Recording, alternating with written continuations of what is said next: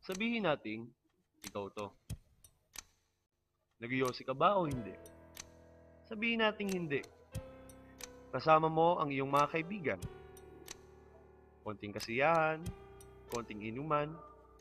Wala namang masama, di ba? Naglabas ang iyong mga kaibigan ng sigarilyo.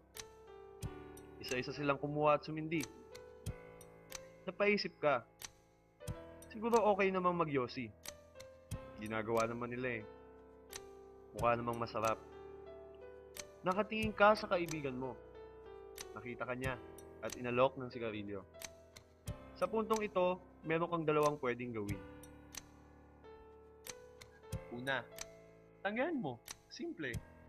Pangalawa, kunin at sigarilyo at matutong gumamit nito. Sabihin nating tinanggap mo ang yosi. Masakit sa una pero unti-unti kang natututo. Welcome to the club. Sabihin nating di lang pala yun ang oras kung kailan ka nagyosi. Sabihin nating nakasanayan mo na. Lagi ka nang bumibili ng sigarilyo. Halos kalahati ng pang-araw-araw mong baon, dito mo ginagastos. Isang araw, isang linggo, isang buwan, isang taon, ng paghit-hit at pagbuga. Saya. Tingnan naman natin ang epekto ng pag-iyosi mo. Nakakahingal lang umakyat sa hagdan, no?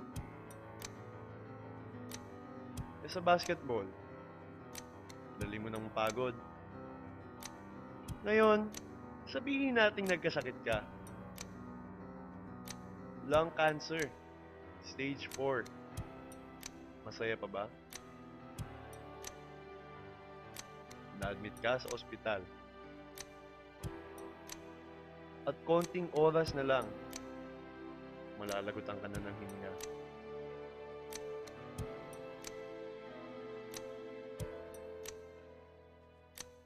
Ngayon, sabihin nating bumalik tayo sa pagkakataong inaalokan ng mga kaibigan mong magyosi.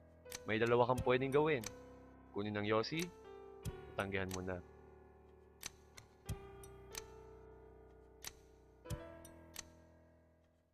Hindi lang sigarilyo ang maaaring ialok sa'yo na nakakasama. Merong ding marijuana, heroin, ecstasy, at shabu. Ang desisyon mo ngayon ang makapagbabago ng buhay mo. Choose better.